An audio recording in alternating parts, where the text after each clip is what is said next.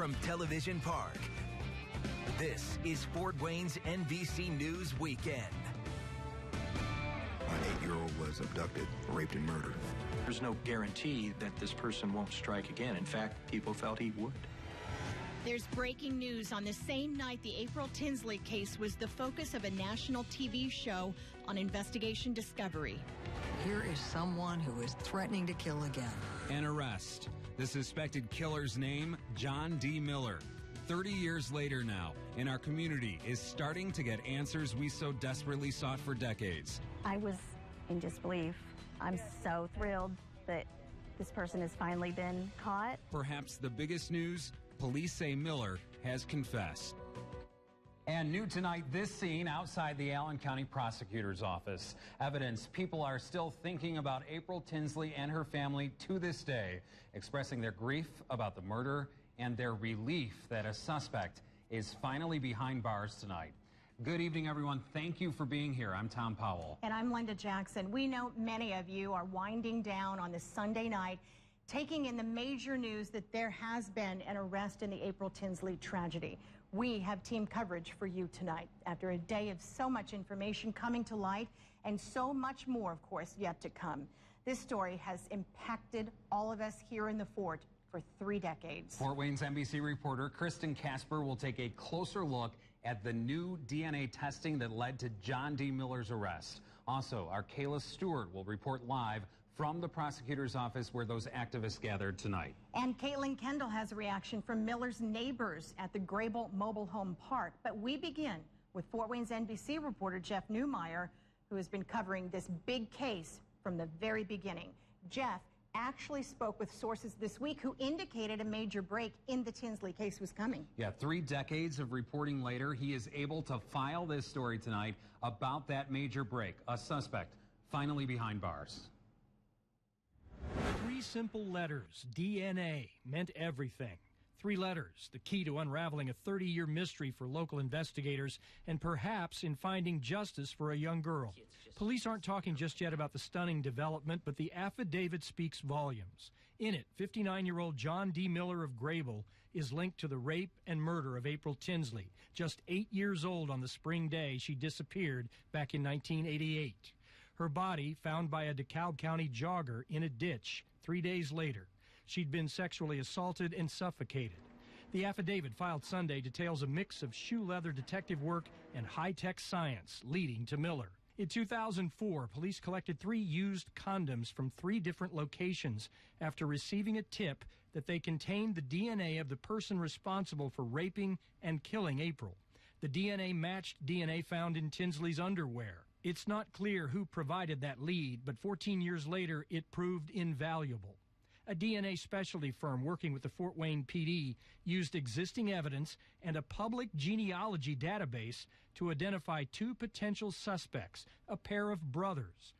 Detectives began surveillance of Miller's Grable home, dug through his trash, and found new DNA samples. Again, discarded condoms. Those condoms proved to be a match, both to the ones collected in 2004 and to the DNA in Tinsley's underwear.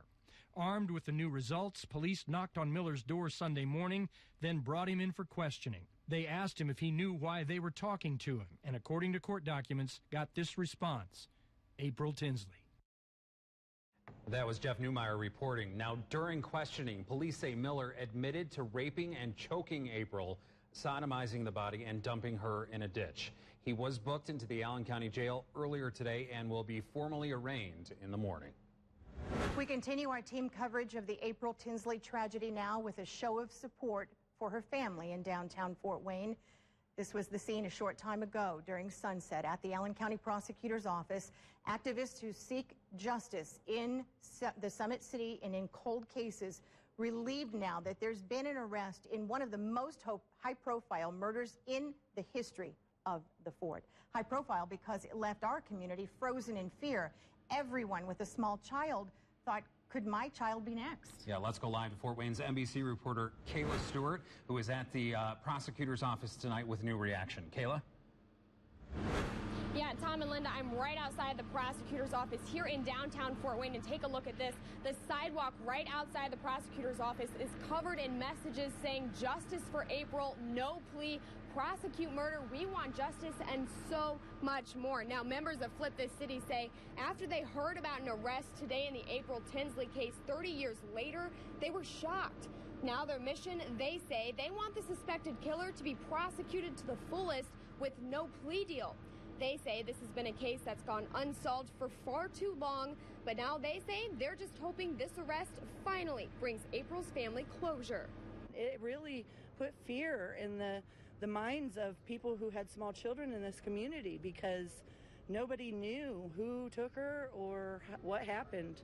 Now the family finally knows, and I'm so thankful for that.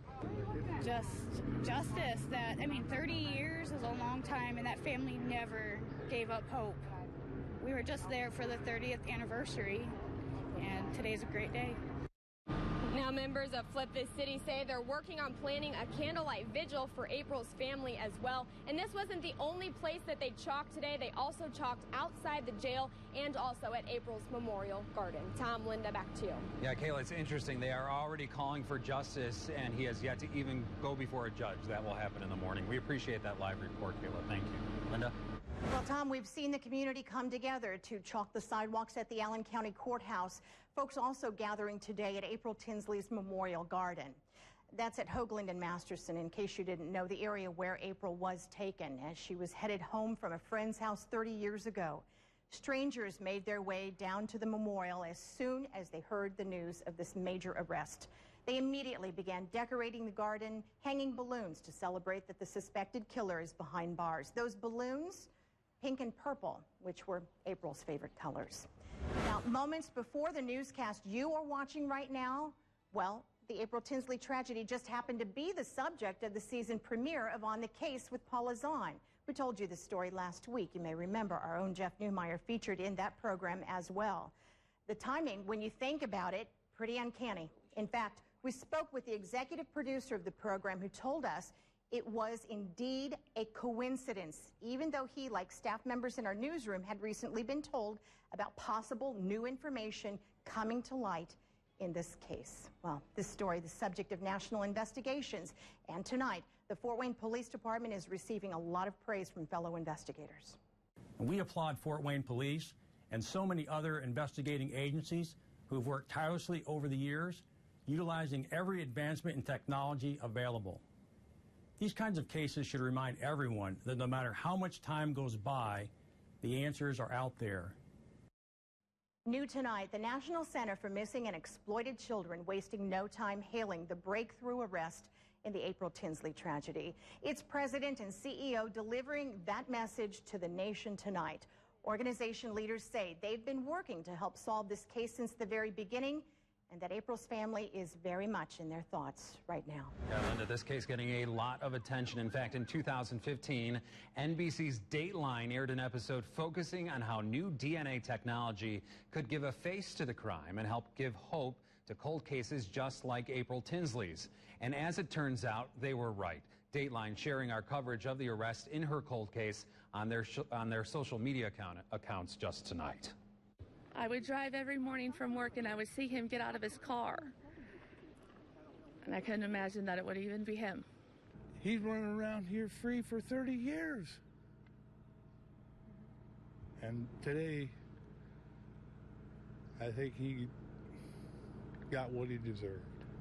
And neighbors tonight having a difficult time finding the words to describe their emotions. A suspected killer living just down the street, even right next door in one case, in their quiet Grable community. We continue our team coverage now with more on the suspect arrested today. He's this man, John D. Miller, who tonight is in jail, expected, as we said, to go before a judge in the morning. Fort Wayne's NBC reporter Caitlin Kendall is back from Grable, where she spoke with Miller's neighbors, who say they are relieved he is off the streets tonight. Tom, when I was there today, the area just across the street from Miller's mobile home was filled with people. All of them told me they thought this case would remain cold forever. That's a sick person. There's really no words for it. You can't justify something like that. Gives me chills up and down my spine. That shock from neighbors, a common theme at the Graybell Mobile Home Park. She's been in my heart for a long time. David E. Clark Sr.'s daughter lives in the neighborhood.